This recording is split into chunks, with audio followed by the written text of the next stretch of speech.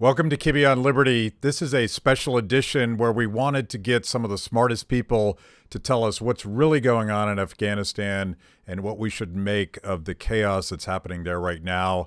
In our rush to get this done, my crack staff screwed up the first 20 minutes of my camera. So if you're watching this, you get to see a picture of my ugly mug instead of the live thing, but the content's worth it. Check it out.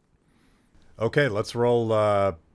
Good to see you guys, Matt and Kelley. This is sort of an emergency gathering of Kibbe on Liberty, and we changed our publication date by a day just because I wanted people to get a fresh and rational take on what's going on in Afghanistan, which of course is hard to do on social media. So I thought we'd do that. But remind us, Matt, you've never been on the show before, No. but you're an American conservative, and you're going over to Spectator. Tell us a little bit about American Conservative, even some of the history, because it's relevant to what we're going to talk about today. Yeah, it feels more relevant than ever, and it's a weird time to leave right now because the American Conservative was established in 2002 by Pat Buchanan, Scott McConnell, and Taki. I'm never going to be able to pronounce his last name, but the Greek billionaire, I think he is. And it was established in order to oppose the Iraq War. And at the time, to be a conservative magazine, and especially to put American Conservative in your name when you were anti-Iraq, was a very, very audacious move because the entire right was coalescing around this Bush administration war plan. And what TAC did was to come along and say, no, actually the true conservative position is to understand that you can't just build a fresh nation out of the soil, that you can't just grow up a democracy in a part of the world where it's never really been known before, that this is in fact something that's beyond government's competency. This is something that government and our military simply can't do, and that this is going to end disastrously. And Buchanan also thought that the Afghanistan occupation would end disastrously too, because we were attempting to nation build there as well.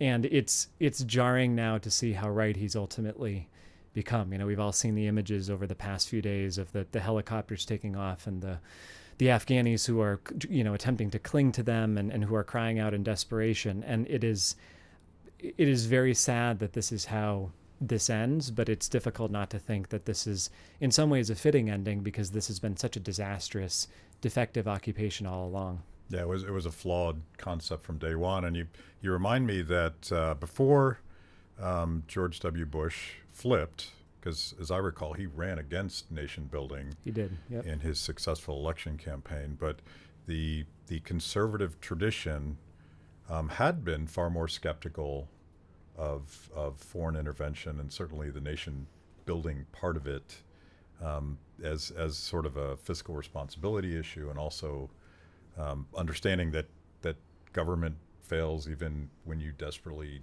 don't want it to fail. Mm-hmm. So there was a seismic shift after 9/11 within the GOP that we're still dealing with today. Yeah, and Bush ran against Clinton, all but calling him an imperialist, which is weird to think about. But Clinton had intervened in, most notably in Serbia, in the Kosovo conflict. And there was a sense of, I think, even though he wasn't that militaristic, there was a sense of liberal humanitarianism, international liberal humanitarianism within his administration. And conservatives were much more careful with the government's purse strings. They were much more, generally back then, in some ways, modest in their thinking. And I think two things happened. The first one was that 9/11 was a shock to all of us. And there was a sense afterwards that we had ignored a problem for far too long. And it came coupled with this sense of idealism, this sense that we were being unshackled to finally solve a problem that we had ignored. And, so we started talking about not just invading Afghanistan, but remaking the entire region. I mean, it was an incredibly idealistic period. And idealism is not necessarily compatible with conservatism, which takes a much more level view of the world. So there was that.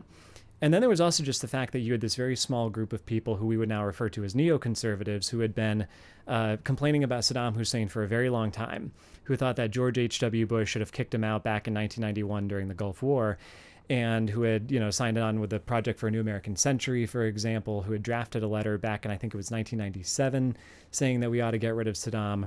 And as soon as the planes hit the Twin Towers, their thoughts turned to Iraq.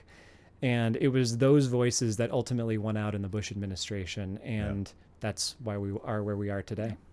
So we all met, I think, about 5 years ago in the offices of American Conservative, and our good friend John Atlee, who recently passed away, was, I think, one of the agitators that helped American Conservative get going, and he spent most of his professional career agitating against neoconservatism. When did you meet John? Wow. I cannot remember the exact moment that I met John Atlee. It was obviously... Was he like the chairman of American Conservative or something? He was, for a point, when the magazine was going through financial straits, he came in and he put in a lot of money, and they made him the publisher. But he was more a board member. He was an active board member. He was probably the face of the American Conservative in Washington, D.C. So he would go to all these meetings and events, and sometimes in hostile territory. I remember him going to Grover Norquist has this famous Wednesday meeting, which is all, basically normie Republicans. And he'd go in and he'd start talking about the wars and getting out of the wars and neoconservatives. And, people were very polite, and he made a lot of good friends, and he had a lot of awesome connections. But his, he had the mantle, and he was flying the flag for years before his passing, unfortunately. He found, I wrote something opposing the invasion of Kuwait, which I'm now aging myself here. And that's how he found me. He found everybody. But you left American Conservative a couple years ago.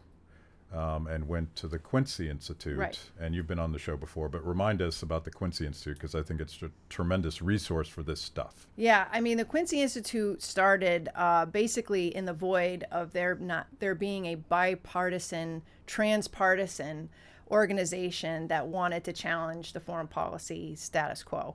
And so what's unique about Quincy is that it draws money, funding, support, audience from both the left and the right.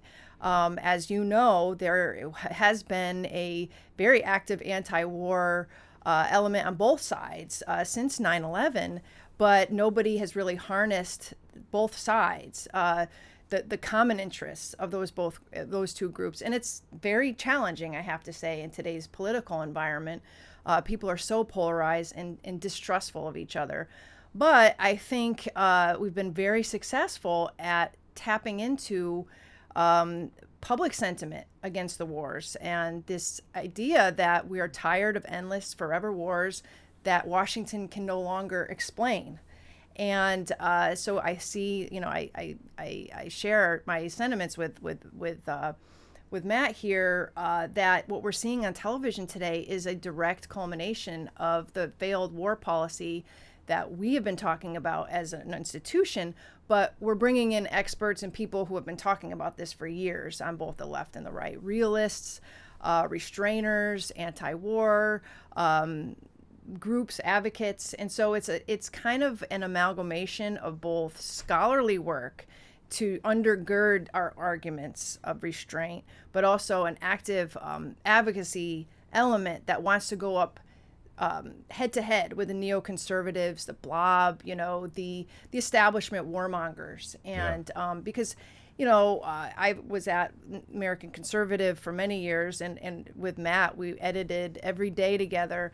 And it is hard because the establishment has bigger house organs. They have more people on mainstream media advocating for more war, more intervention. And so this institution was started to sort of challenge that, like in the media, within the Blob. And I think we're doing a good job.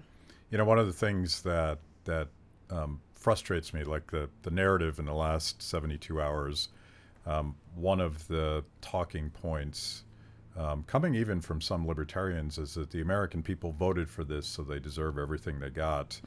And I don't buy that at all. And there is this contradiction between the DC machine that you've talked about and you've written about extensively versus what the American people actually want.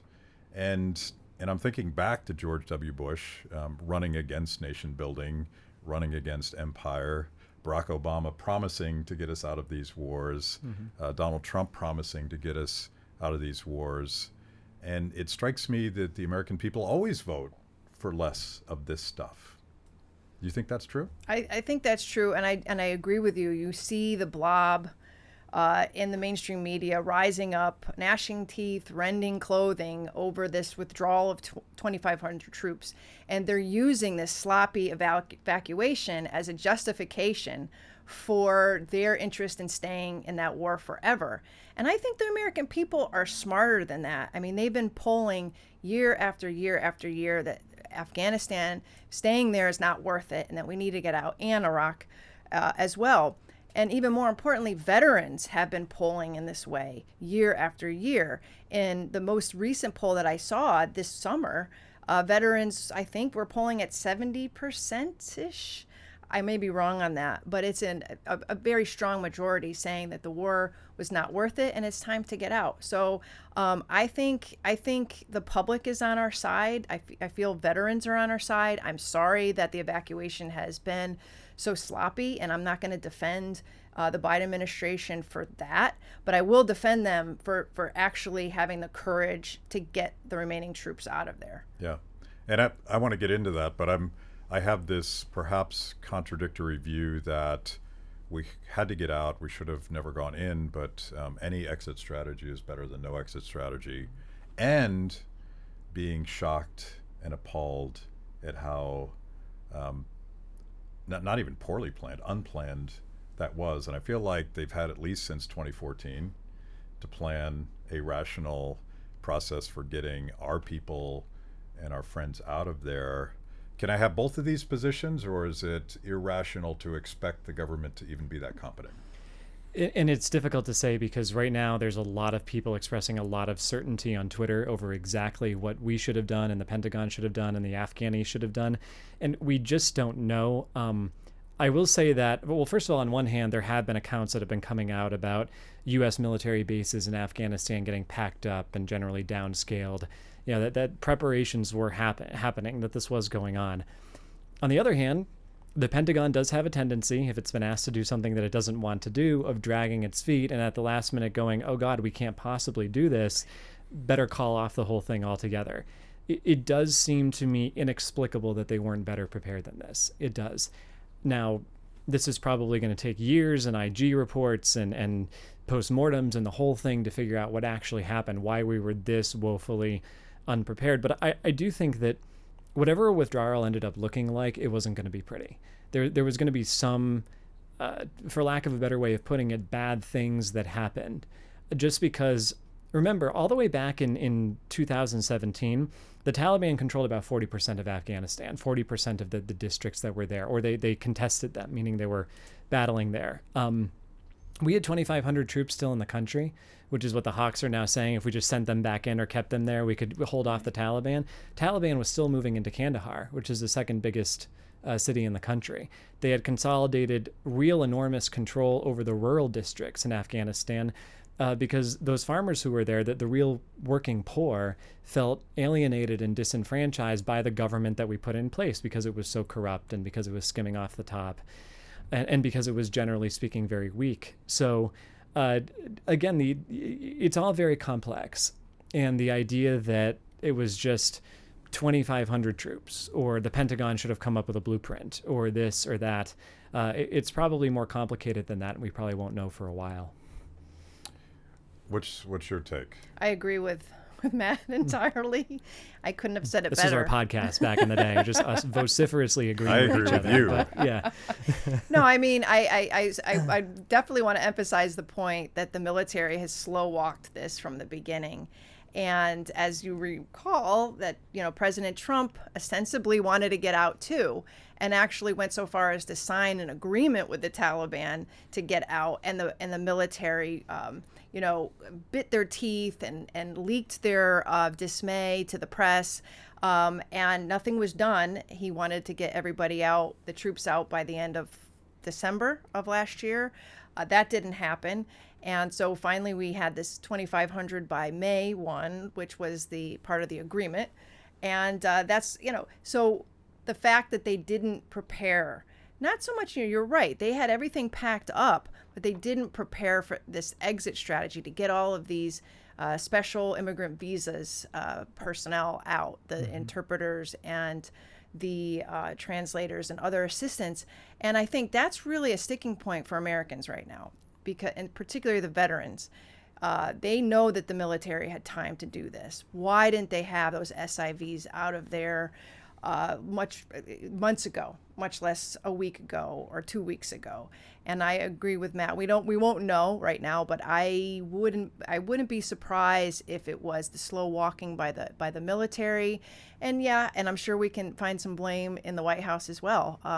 They didn't want to look like they were panicking by pulling out all these people and having these C-17s leave packed with translators and whatnot. But I'm sorry, if that's what it takes, I would rather have that than have these images of people clinging to the planes and falling off wings, which we have today. Yeah, it's disgusting to watch, and I, I'll put on my tinfoil hat here for just a minute and take it a step further, because I always debate when I look at a government failure, particularly when it comes to foreign policy, is there an incentive problem, which would be my public choice hat, or is there a knowledge problem, which is my Hayek hat?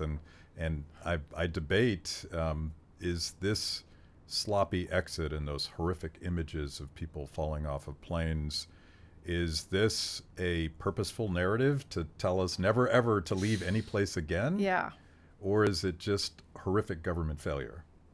I don't know. I don't know either, but this is not helping the Biden administration whatsoever.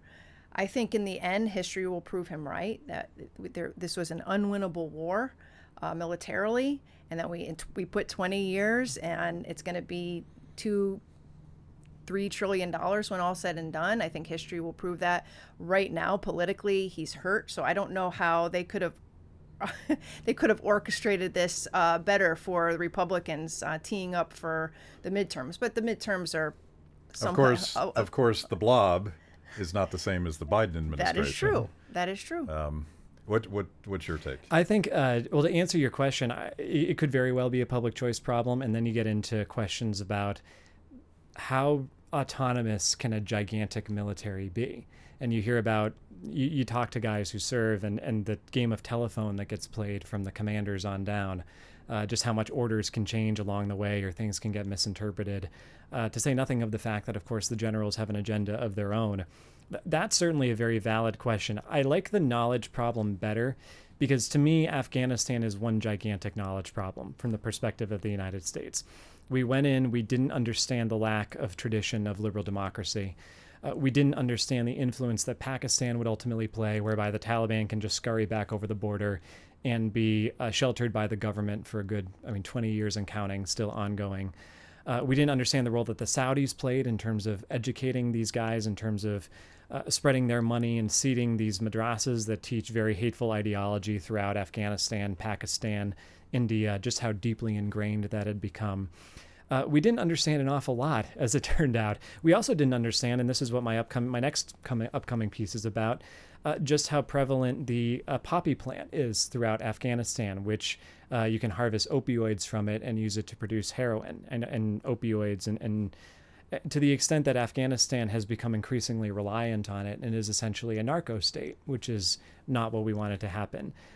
We didn't understand a lot, and it's trickled out just how poor, how shabby our understanding is, and it shatters this whole binary that you have of freedom versus tyranny. Well, that's very important. Anybody who's a libertarian understands that, and we need to emphasize that. But there was a lot else that was going on in Afghanistan too, and a single centralized authority couldn't hope to take account of all of it. But just for a second, what bothers me about that, Matt, is that this isn't 2007. This is 2021. And I think there were plenty of people that understood all of that all the way through. It's just those weren't the people who were populating the Blob. They weren't populating the State Department and the intelligence services, or maybe the intelligence services, but the who are at the actual levers of policy. And I think the people who actually were in those positions felt the need to always keep trying. They felt like, we can do this. And it was personal survival for their own livelihoods and for their own power and influence, but also, the idealism that you talked about. And it's like that in the military too. They don't feel like they can fail. And so it's always like victory's right around the corner, or we can do this if only we have more money and we're training more troops and we're building up these little pieces of the civil society. But taken together, it didn't work. And we did know it wasn't working because the special inspector for Afghanistan had put out reports every quarter for the last like 15 years, basically saying our money was going into a sieve. So there's this disconnect between what we knew and what the actors on the ground and in Congress and the Blob were doing. But they're the ones that had all the control. And I think that's right. And I think probably at some point, maybe we should conclude, is that at some point the knowledge problem became a public choice problem. Yeah. And this became self-sustaining and a desire by a giant bureaucracy that was involved in Afghanistan to keep the money flowing and to keep their jobs going. And that's where we are today. Yeah, by the way, the giant sieve, there was a nice skim before the money went down the sieve. That's true. And I'm thinking about this, I think it was in Scott Horton's last book about Afghanistan. And you know Scott, and I assume you know book. Scott. There's this exchange, this shocking exchange between Wolf Blitzer and Rand Paul. And Rand Paul is as he has for consistently arguing that we need to get out of Afghanistan. And Blitzer actually says, but what about all of the jobs created by this effort in Afghanistan? I'm like, I didn't realize that job creation for the war machine to bomb more people was a defensible argument, but it sort of feeds itself. Like, you're going to ignore the knowledge problems because there's a lot of people making a lot of money never ending this war. Mm-hmm. Yeah, and that's the Paul Krugman argument, right? Which is, what if we just employed people to dig holes to nowhere, and maybe that would, at least we'd have employment. I mean, at least that would be a good thing, even if it was what it was going towards was ultimately heinous. And yeah, I mean, I think, and that gets back to another problem that we have too, probably talking about the military-industrial complex, and that is that it's deeply rooted throughout America. Right, it's deeply rooted in my home state, for example, of Virginia, where there's so many military bases, you can barely throw a stone without like hitting a sniper in a tree. Right, yeah, and defense contractors. This war has, if nothing else, been very good for Crystal City and Herndon and the general area around DC where all these companies are housed. So yeah, it's a very big target. It's a very big problem, and it's got a lot of facets to it. So I'm wondering, and by the way, we should absolutely give Joe Biden credit for doing the thing he said he was going to do. I'm quite surprised by it, actually, because when he shifted the deadline away from the agreed upon date that the Trump administration had established, I'm like, okay, I see what's going to happen here. He's just going to keep moving the deadline. Why did he do this?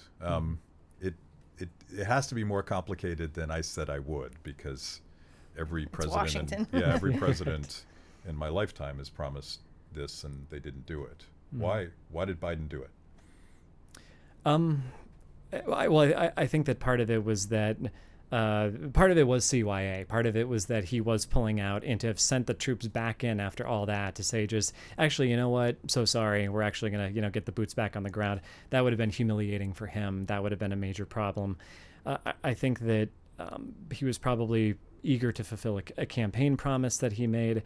But I also, and again, I have no inclination to praise Joe Biden. I didn't vote for him. I don't like him. I'm not trying to defend him in any way. I have a difficult time having watched that speech that he made a few nights ago and not think this is somebody who, at least on this one issue, gets it. That is the most, probably the most convincing case for foreign policy restraint that I've seen a president make in my lifetime. All due respect to Donald Trump. It was kind of remarkable to watch. I mean, every time I turn on the guy, I tend to cringe, and all of a sudden I'm just sitting there nodding along with everything he's saying. And he didn't have to do that, right? He could have given some mealy-mouthed statement or stayed on vacation or let his underlings, let the Defense Department and the State Department handle it.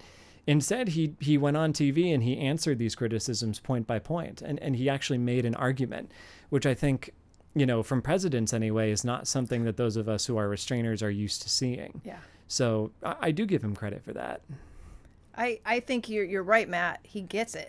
And the writing's on the wall. Like I said before, the American public wants to get out of these wars. They want to get out of endless wars. This was obvious in 2016 when Donald Trump was running, and he called out George Bush as being a liar for getting us into Iraq, and he called Iraq a failure right there on the debate stage, and everybody in the Blob was like, ooh, it's the end of Donald Trump. And he actually went up a few points after that. Yeah. And then it was like, ooh, this whole getting out of endless wars thing actually has traction. And so he ended up building a whole base on the right of people who hadn't been actively against the war before, or they had been but had no way to vocalize it. And so I think everyone on the debate stage on both sides and of these last few elections have mouthed it in some way. And I think Biden knew that he's got the backing of the American people. I think I agree with Matt. I think it was a great speech. And, you know, before all the partisan sniping came into play, I noticed on Twitter, you know, people on the right going, Tom Woods was one of them, saying, I know I'm going to get killed for this, but I don't find anything in this speech that I disagree with. Yeah. Right. And some people came and they were sniping at him, but it was true. I mean, he was saying all the right things. It was almost like he came to the Quincy Institute or the American Conservative and asked for talking points. So it is a fundamental shift from where Joe Biden has been for his entire career. So I wonder who wrote the speech, and I would love to hear the decision to say those things. But I'm hopeful. Again, I'm going to be an optimist. Like, there are these trends in both the Republican Party, conservative movement, and the Democratic Party, with the Democrats going all the way back to Barbara Lee, with the Republicans most notably the Ron Paul phenomenon, going back to 2008. That maybe the politics have shifted, because I would always attribute these things to politics, not a change of heart, because I'm cynical that way. Yep. Maybe is there a principled anti-war movement pushing the Democratic Party the way it drove Bernie? I don't know if there's a principled anti-war movement, although I'd like to see more of that on the left, because I miss the kind of late 2000s Nation left. I mean, I used to read The Nation religiously because they really were opposed to the war, and they really did care about civil liberties. And I wish we could get some of that back, capture it in a bottle. There's a few commentators who still maintain that spirit, but I wish there were more of them. I think, though, that this has been fomenting for a long time, because history is full of anti-war Republicans who supposedly just blew themselves up on a public stage and in fact went on to do great things. I mean, remember Ron Paul when he stood up to Rudy Giuliani back in 07, 08, whenever it was, that shot heard around the world. That was the end of him. No way you're going to be that far out of lockstep with the GOP base, when in fact he got this movement going behind him and became a kind of cult hero. Yep. Rand Paul would never win his election in Kentucky. Well, he did, and won re-election too. Donald Trump, no way he can ever win when he's saying these heinous things about our wars. Well, then he does win. And now Joe Biden just destroyed his own presidency. This is the worst thing I've ever seen from any American. I see people 40 years old saying this. The worst thing I've ever seen from any American president. How much do you want to bet, especially given the AP poll that came out this morning, which found that 2/3 of the country doesn't think we should have fought the war in Afghanistan? There you go. How much do you want to bet that Joe Biden is going to survive this unscathed too, that he's going to end up being okay? It just over and over again, the people in this town consistently underestimate how popular anti-war sentiment is. And even if that isn't necessarily cohered into a movement, it exists at the popular level, I think. Will Republicans get this, or do they have to be partisan and criticize Biden for doing this thing? Yeah, this is a problem in this town. I mean, it's probably, a near-term problem. But I agree it's a challenge. Even from my perspective at the Quincy Institute, we had much better, success with building bridges with Republicans, or at least getting those, the blocks in place during the Trump era, because this was the language that Trump was talking, getting out of endless wars. He wasn't perfect. I think some of his other policies, like on Iran, were problematic, for example. But now it's like the politics versus, the principle. And right now, I think you'll always have your Rand Pauls, and to a certain extent, people like Mike Lee and Peter Mayer on the House side, and Tom Massey, who will stick to principles. But I think there's less flexibility on coming out and being vocal about getting out of these wars, because now all of a sudden they see the Democratic president getting, the slings and arrows. They're not gonna reach out to help him. Mm-hmm. So I guess we'll see after the dust settles. But I think they know their constituencies want to get out of this war, because aside from your Tom Cottons, I don't hear a lot of Republicans out there doing much more than talking about the evacuation and talking about not getting the translators out right away. I don't hear a lot of them putting their necks out about staying in that war. Because if you listen to the conservative talk radio, and I've been on a few since this all started, they're with the people. They're with the veterans. And what they're saying is, we got to get out. This is ugly. We don't like it. We're sad it failed, but 20 years is enough. And by the way, the veterans were a key part of Ron Paul's coalition. Right. Which, if you would believe neoconservative voices, that's a contradiction. But of course, the people who put their lives at risk for these endless wars would be the first to know that this is a bad way to spend your career, but it's a bad way to risk your life. Right. Yep. And I think I was saying this to someone yesterday. I said, this is what put our efforts, and I mean our efforts to get out of these wars over the top, I think, have been the veterans who have banded together, have joined organizations, who have been writing in letters to the editor, getting quoted, being out there on social media. They have a credibility, they have a gravitas, they know what's they've been there, they've done that. And I think in the past, as you both know, all the right and the warmongers needed to do was say, well, if you're against the policy, you're against the troops. Yeah. If you speak out that somehow you're not giving due support to the troops, all that's over. I mean, that's just been... this is reminding me of the marginalization. Again, my shock that Biden did this, the marginalization of Tulsi Gabbard in the Democratic primary. And she, of course, was the only one that had actually served in the military. So she had that perspective of seeing how this stuff happens in practice instead of theory. I'm hoping that there's a shift going on here, that maybe Tulsi won the primary. Yeah, Tulsi, come back. If policy matters, I hope that's true. I want to go back, and this will be a rabbit hole, but I've heard this said about Latin America as well, and I hadn't thought about it enough. But the narco-state, and the production of poppy, and 90% of the heroin comes from Afghanistan, I believe. 85 to 90%. 85 to 90%. Here's a wild idea that doesn't involve a single American soldier being put at risk. Why don't we end the war on drugs? Yeah. Why don't we undercut their financial cash cow? Yes, and I agree with that. I mean, obviously the war on drugs has been a calamitous failure and hasn't worked. And the recent, heroin epidemic, opioid epidemic ought to demonstrate that. But I think wherever you stand on the war on drugs, we can probably all agree it's a bad idea to have a single country in Asia that is pumping out constantly all of this poppy and all of these opioids, right? Like, libertarian, neoconservative, traditionalist, whatever you are, I think we can probably agree that that's not a good thing to have. And that has been the result largely of our occupation. The Taliban actually banned the growing of poppy back in 2000. They declared it un-Islamic. They said you're not allowed to do it anymore. That may not have been sustainable because it devastated the Afghan economy, but you did see the production of poppy plummet during that year anyway. After we came back, we didn't really know what we were doing, and we were, very hands-off when it came to that particular issue.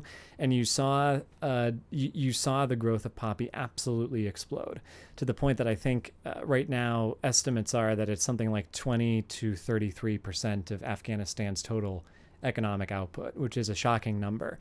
And again, it's, that's because of our cluelessness. That's because of the failure of central planning and the inability to wrap our heads around what Afghanistan actually was. Nobody wanted that going in.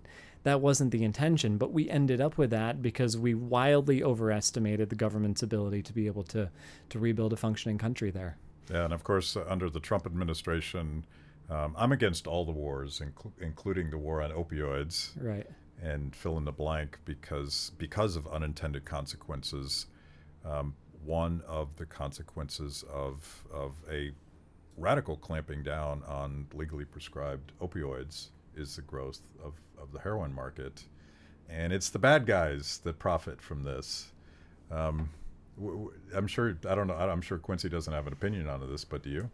Yeah, I have opinion. Outside of Quincy, I agree with you both. I mean, after that initial period where the Taliban, banned the poppy crop, now after we came in and they were entrenched in an insurgency, they realized we can benefit from this. Yeah. So that is their major funding stream right now.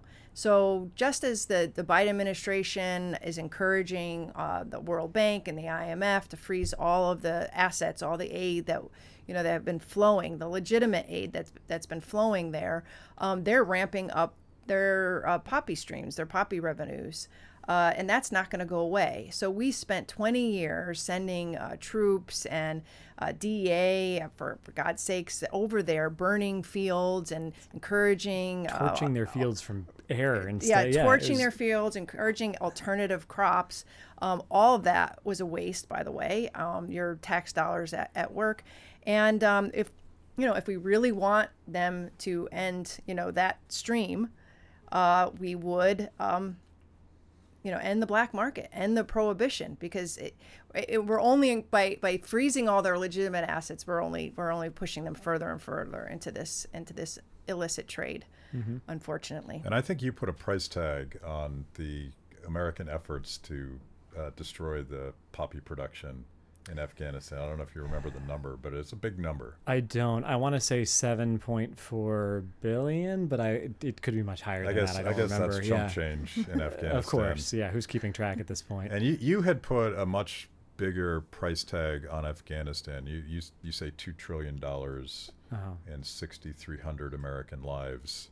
I see $1 trillion bandied about, and I guess sooner or later, trillion here, trillion there, it adds up. But what's that number based on? This is all just throwing darts at the board right now. I mean, it's going to take, you really have to get out of a war, I think, to determine its total cost. I should also note that the 6,300 number is both armed forces and contractors. So both have been killed in very great numbers in Iraq, private and public sector. But the estimates right now that I've seen anyway are $2 trillion for the total cost of the war, which amounts to about 300 million per day. That number may get revised. It may go up, but remember that this comes in the context of a time of almost unprecedented national debt, with really no plan to pay it down, no baby boom on the way, or the troops are going to come home and spend all kinds of money, nothing like we had after World War II. So it's those who are being sent to fight this war are also those who are ultimately going to have to end up paying for this war. And that seems to me like just a monstrous injustice, because they didn't have a choice. A lot of them were in diapers when 9/11 happened. I mean, the war really has been going on for that long. Yeah. So that's to me just outrageous. I saw a video on Twitter of some Taliban guy counting Franklins. He's standing in front of pallets of $100 bills. And I felt like that was a metaphor for something. I don't know. The entire failure. I mean, remember too, this happens so often, right? Remember, we were going to arm the Syrian rebels, and they were going to rise up against Assad and establish a Madisonian democracy in Syria. And in fact, what happened is that a lot of them turned their arms over to Al Qaeda and to ISIS. And now we're seeing the same thing where the Taliban is at risk of taking our planes. And it's, right. This is what happens kind of when you just fill a place with weapons. They ultimately end up in the hands of the wrong people. Yeah. They've quite a modern arsenal right now. They do, and I just put up a post at Responsible Statecraft based on some great reporting at The Intercept, in which the Taliban have apparently seized these devices that the U.S. military was using to take iris scans and fingerprints of thousands of Afghans, and ostensibly it was for tracking terrorists, but they were using these devices for everybody that worked with the coalition. Yeah. And so all of these people that we're supposed to be getting out of the country right now, and many won't make it, are going to be on a hit list. Yeah. And this happened in Iraq. But in that case, we literally handed over all the biometric information to Prime Minister Maliki's government, who used that to disappear Sunnis off the streets. I feel like there's no forethought, or it's deliberate. We just don't care about these people. How could we let this happen? How could we let all these weapons and equipment get into the wrong hands? But we do see it all the time. I think it's knowledge problem leads to an incentive problem, and you get once you establish a program of biometrics to get the bad guys, the natural incentive is, well, let's do it for everybody. What could go wrong? What could go wrong? Mm-hmm. And they don't think about it. I feel like there may be a cautionary tale about mass surveillance here at home. Right. Somewhere I get that, in but you would think that we would know by now. Like there was a contractor who was quoted in that Intercept piece, basically saying, we had no idea. And I'm thinking, what do you mean you had no idea? You have a massive database. You don't have an insecure system in an insecure country, and you had no idea this could get into the wrong hands. Yeah. It just seemed very naive to me. So let's talk about our obligations to the people that worked with us and attempted, as ill-fated as it was, to establish a liberal democracy in Afghanistan, because there's a debate amongst conservatives, and the typical conservatives are saying, I don't want any of those guys over here. And even libertarians are arguing about, do we have a moral obligation to protect the people, as in give them visas and let them come to America for Afghans that I argue, I said this on Twitter and not everyone was pleased, but I feel like some of these Afghans are probably more American than some Americans are in terms of their respect for liberty and individual responsibility. Where are you guys on this subject? Well, I mean, months ago, the Quincy Institute had joined other groups in calling for these SIVs, that's shorthand for these interpreters and translators, to be given their visas and to expedite them out of the country. That was months ago, and I don't remember any backlash to that. I remember it being very popular with veterans, coalition groups on the left and the right, because the right was, the right,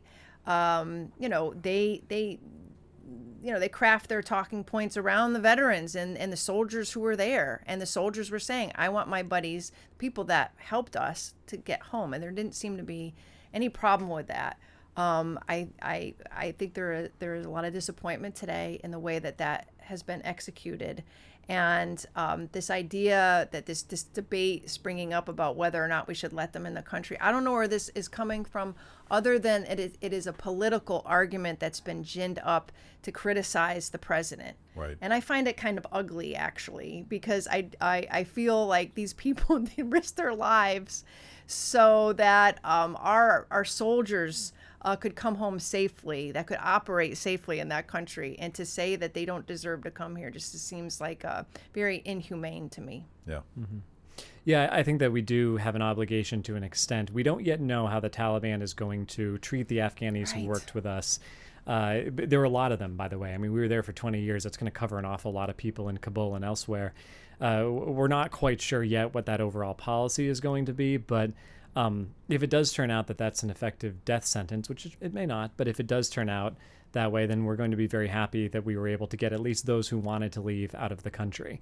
And I'm all with Kelley on this one. I don't understand why this was not a priority much, much earlier, why we were not thinking about this deeper than we were.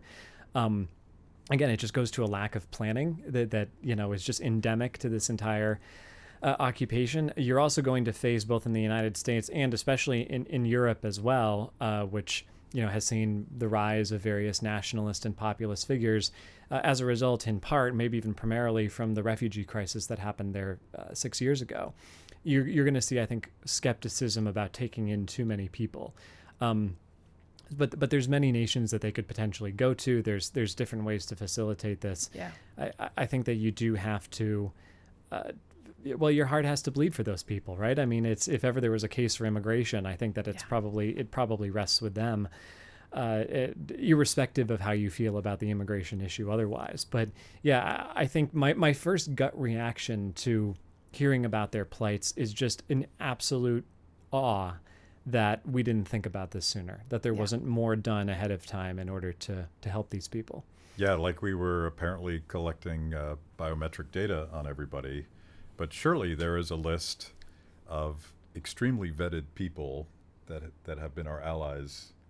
Like we've had 20 years to develop this, and it's government failure in a breathtaking way. But I've been scolded by a lot of my friends expecting anything better, and that sort of gets at how I want to wrap this up. The narrative coming out of Afghanistan will either be we should never leave again because that was such a disaster, and look at all of the Taliban's taking over and all of these innocent people are getting harmed.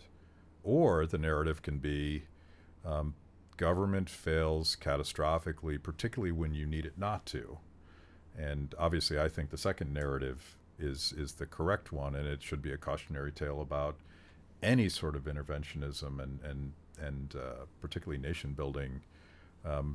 How do we, I'm assuming you guys agree with me on that second narrative, but how do we make sure that the right lesson is learned?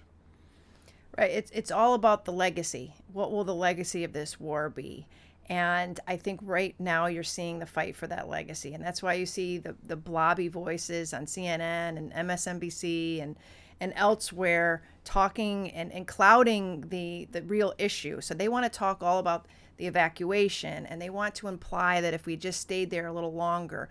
We have H.R. McMaster, General, out there saying, poo-pooing this idea of endless war. Oh, we'd leave 3,500 troops there. We could have held it together. So you see this fight for the narrative. I think the American people are smarter than that.